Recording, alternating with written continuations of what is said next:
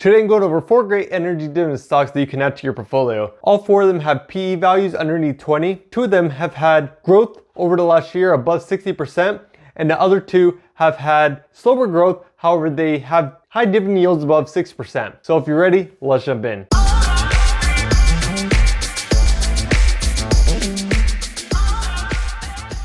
ENB here sharing stocks to help you on your investing journey. The first stock I'm going over today is EOG Resources Inc., ticker symbol EOG. And EOG Resources Inc., together with its subsidiaries, develops, produces, and markets crude oil, natural gas, and natural gas liquids. Over the last year, it has had an estimate reserves of 3.7 billion barrels of oil equivalent, 1.5 billion barrels of crude oil, and 8.2 trillion cubic feet of natural gas reserves. EOG's principal producing areas is in New Mexico and Texas. Over the last year, EOG Resources has grown over 65%, and within the last month, they have grown over 17.5%, bringing them to a current value of $143.45. It is currently trading close to its 52-week high, which was $150.88, and it has a market cap of $86 billion with a PE of 10.20.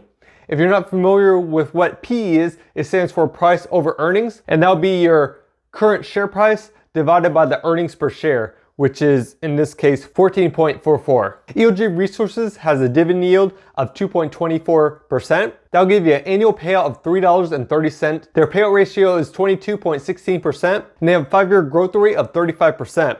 And they've been growing this dividend consistently for the last 5 years. Seeking Alpha gives their dividend safety score a B, and a dividend growth score of A. And a dividend tracker gives it a dividend safety score of 80. Over their income statement, first looking at their revenue, over the last couple of years, you can see prior to 2020, they were growing their revenue year over year, and they fell in 2020, but they were able to bounce back to their pre-2020 levels and have since then grown past that, currently at $28.9 million. Scrolling down here to the net income, similar to 2020, they did drop a lot in 2020, and in 2021 where they were able to get back to their previous levels and have since then doubled what they had in 2021, which is great to see. Earnings per share in 2021, they were able to come back to the same level prior to 2020, and they have been able to double it just like their revenue and their net income. Last thing we're going to look at is the shares outstanding to see if they're issuing shares or buying back shares, and unfortunately you see here that they are issuing shares. So that is definitely something you want to keep your eye on. And also looking at their dividend, you can see that they've been growing their dividend year over year consistently, which is great to see. Over in their cash value, we're going to scroll down here to their free cash flow. How you calculate free cash flow is by taking your cash from operations, which is this line right here, and subtracting your capital expenditures, which is this line right here. And I'll give you your free cash flow. And what is important about free cash flow, it allows the company to do 5 different things, which is pay dividends, buy back shares, make acquisitions, pay down debt, and reinvest back in the company. You see here, prior to 2020, they were growing their free cash flow until 2020. And last year, they were able to double what they had in 2020. And they have fallen a bit this year, but it's still double what they had prior to 2020. And I'll give you a 5-year average of $2.7 billion. Over on the balance sheet, we're going to scroll down here to the total long-term liabilities, and they have $11.86 billion. So we're going to divide that by the $2.75 billion of free cash flow that they had, and that'll give you about 5 years for them to pay off all of their long-term liabilities. Currently, Wall Street is looking at a average price target of $153, and that's about 7% upside from the current share price. Over here in TradingView, looking at some chart analysis, each of these candlesticks are going to be 1 week. First thing to notice down here, we are in an upwards trend, which is great to see, and the more volume we have, it'll give us the momentum to continue moving upward. So you can see here that at the current level we're at, we were at that same level back in mid-June, so it could be a resistance point right now. You can see here that the red line hasn't yet crossed over the yellow one, but something you want to pay attention to. So we are back at that high. We could potentially continue making all-time highs as we did here, just kind of carried through during out the summer. So that's a good sign. Also, we are at that resistance point, so we could just kind of stay in that range until we get a lot of selling to bring us back down to the 25-day moving average. And 25-day moving average is the purple line here. Then we have the 50-day, which is the yellow line. Next stock we're looking at is Enbridge Inc., ticker symbol ENB. Now, Enbridge Inc. operates as an energy infrastructure company, and the company has 5 different segments, which are liquid pipeline, gas transition and midstream, gas distribution and storage, renewable power generation, and energy services. Its pipeline and terminals transport crude oil and other liquid hydrocarbons across Canada and the US. Its gas distribution mainly is involved in natural gas utilities. It has renewable power generation, which involves wind, solar, and geothermal. And it has energy services, which provides energy market services to refiners, producers, and other customers. Throughout the last couple of years, Enbridge has had a handful of acquisitions. The largest has been in 2018 of acquiring Spectrum. And actually a few months ago, they acquired another company, Tri Global Energies. So just keep those in mind when we look at the shares outstanding. You'll see a lot of bump up on those years. Within the last year, Enbridge has grown a large 0.05%, $40.43. Currently trading underneath its 52-week midpoint with a low of $35 and a high of $47. Has a market cap of $81 billion and trading at a PE of 18.46. Enbridge has a nice dividend yield of 6.62%. That'll give you an annual payout of $2.67. They have a payout ratio of 112%, which is pretty large. And they have a 5-year growth rate of 8.65% and have been growing that dividend consistently for the last 7 years. Now going back to the payout ratio, it's not always good to see a company over 70%. So over 100% means that they're paying more dividends than they're actually bringing into the company. So it is something you want to keep an eye on. CNOF gives them a dividend safety score of B- and a dividend growth score of B-. And the dividend tracker gives them a dividend safety score of 50. Over in their income statement, first looking at their revenue, about 5 years ago, you can see that they were continually to increase their revenue. They dropped in 2020, rebound back last year, and have since then continued to grow. Going on here to their net income. Over here in their net income, you can see there's a drop in 2018, kind of due to some of the acquisitions they've had, and also a drop in 2020, which is understandable and in line with their drop in revenue. And since then, they have pretty much bounced back and have got back in line with their net income prior to 2020. Looking at their earnings per share, the last 2 years, they've made back to the level they had previous to 2020. So that's a good sign that they have been able to rebound after that. As far as the shares outstanding, you can see the last 5 years, they haven't issued any shares. Their last big bump up was when in 2018 when they acquired Spectra Energy. And as far as the dividend, they have continued to grow their dividend year over year. Looking at their cash flow, scrolling here to their free cash flow, you can see here that since 2018, they have continuously grown their free cash flow and then had a drop this last year, but have been able to rebound to their previous levels they had. So that's a good sign that this year they pretty much doubled what they had in 2021. And that comes to an average of $2.32 billion. So even though they have had a large payout of dividends, they are continuously to grow their free cash flow to support those dividends that they are paying. Over in the balance sheet, let's see how much debt Enbridge has. And their total long-term liabilities, you can see here, $108.5 billion. So dividing that by the 2.35 we see, you come across 46.5 years to pay off all their long-term liabilities. So they do have a lot of debt on them right now. And that is not always a good thing for them to see. So one downside you want to consider is having a payout ratio above around 70 and then also all the debt that they have. So two things you want to consider is that they have a payout ratio above 100 and also they have a lot of debt. So if you are looking at Enbridge as a dividend investment, be sure to pay attention to those that their free cash flow can continue to support the large dividend yield that they are paying you. Wall Street analysts are looking at average price target of $45, so that's about 12% upside from the current share price. Over in TradingView, first thing to look at that right now we're at the $40 range and we have bounced off of our 200-day moving average, which is this white line right here, and have pretty much sitting right now on the 100-day moving average, which is this green line right here. So we are in a positive trend, and the last few weeks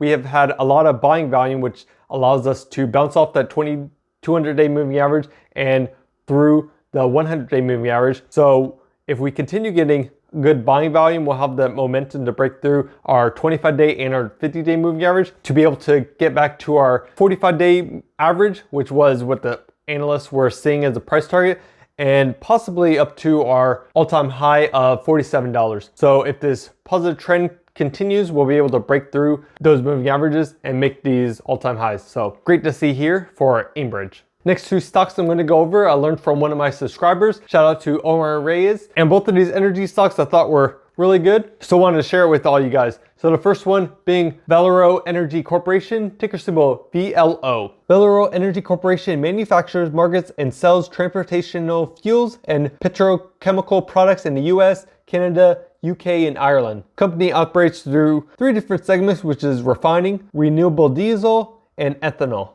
It operates 14 different refineries with total throughput capacity of 3.2 million barrels a day, and it has 14 ethanol plants with a capacity of 1.7 billion gallons of ethanol a year. Over the last year, VLO has grown over 73%, and within this last month, it has grown 14.78%, bringing us to a current share price of $135.53. And over the last month, it has grown 14.78%, bringing them to a current value of $135.53. It is trading very close to its 52-week high, which was $146. Its current market cap is $52.7 billion, trading at a PE of 5.1. Current dividend yield is 2.79%, which will give you an annual payout of $3.92. Its payout ratio of 16.84%, which is a lot better than what we saw from Enbridge. It has a growth rate for the last 5 years of 6.96% and has grown that dividend consistently for the last 0 years. But looking over at its dividend history, we can see it has been paying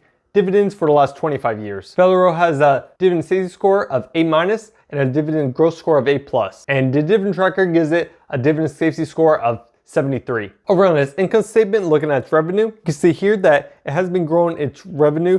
Slightly started to fall in 2019 and of course in 2020, but has since then bounced back, so got close to its pre-2020 levels and have since this last year pretty much doubled what it had in 2020, which is great to see. As far as its net income, the last 2 years since 2020 has been negative, and it did start to fall in 2019 after growing the last couple years. So its last 3 years hasn't been as great for VLO. However, right now it has had a tremendous growth in net income this last year, so $9.4 billion compared to them being in the negative millions. So that's great to see. Looking at their earnings per share, pretty much this year they have grown compared to 2021, about $25 and $19 more than they had in 2019. So definitely tremendous growth this last year. Looking at its shares outstanding, it was issuing shares back in 2020 and has since then started to buy back shares. One thing to keep in mind now that VLO is hitting close to its 52-week high,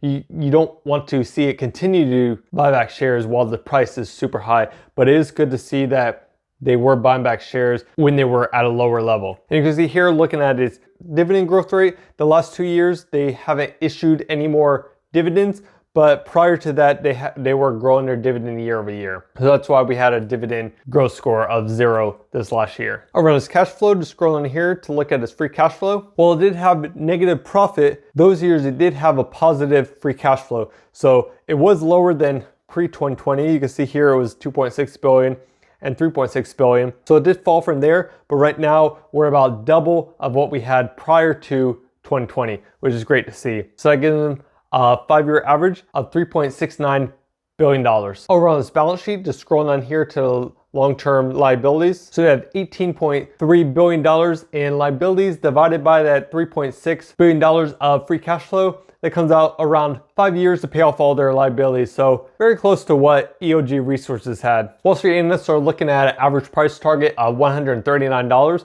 So that's about 3% higher than the current share price. Looking here on TradingView, the graph looks very similar to what Enbridge was showing. We are in a positive trend and the red line is starting to level off. So we did bounce off of our 50-day moving average and broke through our 25-day moving average with a nice amount of volume here. We have volume, buying volume and selling volume, but enough momentum to break through that. Prior to that, we were basically hugging our 25-day moving average with this trend going downwards until we got enough buying volume to break through. So one thing to keep in mind is that the last high it had was around that $145. So most likely that'll be a resistance point that once we hit that and you can see the trend, the red line starting to level off, that we will either stay around that level being a resistance point or enough volume, we could break through that and make new highs. So do keep that in mind that we're getting close to that $145, which was a big resistance point that we dropped off right here. So keep that in mind. But right now, so far, VLO is looking at a good place with a positive value and opportunity for all-time highs. Moving on, we have Enterprise Product Partners, ticker symbol EPD. Enterprise Product Partners is a master limited partnership, also is a MLP, that transport and processes natural gas liquids, crude oil, and refined products and petrochemicals. It's one of the largest midstream companies with operational services in the continental United States. You may be asking, what is the MLP? Well, a master limited partnership basically is a private business that has the tax benefits of being a private business while also having the ability to trade publicly on any brokerage. So it's kind of best of both worlds. And you as the investor are basically benefiting from that tax benefiction because they are passing their benefit on to the investors. So those are the distributions that the MLP gives you. As you can see right here, I got this from Investopedia. So for the last year, Enterprise has grown 9.22%, and within the last month, it has grown 0.12%. Bringing them to a current value of $25.01. They are over their 52-week midpoint with a high of $28 and a low of $20. Their current market cap is $54 billion, and they're trading at a PE of 9.95. They have a dividend yield of 7.63%, which will give you an annual payout of $1.90. Payout ratio is 78.41%, and they have been growing that dividend for the last 5 years at a rate of 2.43%, and they've been growing that dividend for the last 23 years. So they are very close to becoming a dividend aristocrat, which if you're not familiar, that'll be at the 25-year mark. So right now, Dividend Tracker doesn't have a grade for its dividend safety or dividend growth score. However, Dividend Tracker does give it a dividend safety score of 73. Now looking at its revenue, you can see they did fall in 2020, as many other things we've seen today has fallen. Prior to that in 2019, they did drop a little bit after growing a bit of their revenue. Now they were able to pretty much bounce back to what their previous levels were and have since then continued to grow. So now they're at $55 billion. As far as their net income, just looking at here with the drop in revenue in 2020, they were able to stay very close to what their previous profits were. However, last year the profits did drop, but they were able to bounce back and now have profit of $5.3 billion, which is great that they have been able to get back to the same levels, but have increased their profits. As far as their earnings per share, the last 2 years they did fall, pretty much in line with what their profits were. However, they were able to make up for it this last year and went from under $2 to over $2. So that's great to see with the current $2.32. And looking at the shares outstanding, the last 2 years they haven't issued any more shares. They did buy back some shares that were issued in 2019, 2020. So that's good to see that they're not diluting the investor these last couple years. As far as the dividend, the last 2 years it has had a slight growth from $1.78 to $1.79. So a little growth there. Continue to grow that dividend and continue to pay that dividend. So great to see. On the cash flow, right down here for this free cash flow, last 2 years they were able to almost double what their previous free cash flow levels were, which is great to see. Those were around the $2 billion. Now they're close to the $5.5 billion. So I'll give you an average 5-year average free cash flow of $3.5 billion. And on the balance sheet, scroll on here to long-term liabilities. Liabilities of $27 billion divided by that 3.5, that'll give you around 7.5 years to pay off all your liabilities. Wall Street analysts are looking at an average price target of $31. So that's about a 24.75% upside to the current share price, which is great to see. Over here in TradingView, you can see here that Enterprise has pretty much been hugging that 50-day moving average the last couple of weeks. Pretty much went in a downward trend with a lot of selling volume right here, and we haven't had enough momentum and buying volume to really break away from that 50-day moving average. So you can see the trend is slightly moving in that positive direction, but we definitely need a lot more buying volume to push away from that 50-day moving average and even break through a 25-day moving average. So this is a real resistance point right now. I'm going to take a lot of momentum, keeping it close to the 27 levels it was earlier a few months ago. So definitely keep an eye on Enterprise, and good time to buy. If it's going to start moving that positive direction, you'll be able to ride those growths up. If you found value in this content, definitely let me know by smashing the like button. It helps grow the channel. And I'd love to know what your thoughts are about these 4 dividend stocks. So drop your comments down below. Remember, I'm not a financial advisor, so definitely do your own research before investing in any of these companies. If you'd like to see some other stocks, definitely check out my latest video right over here, and I'll see you there. Have a blessed day. Peace.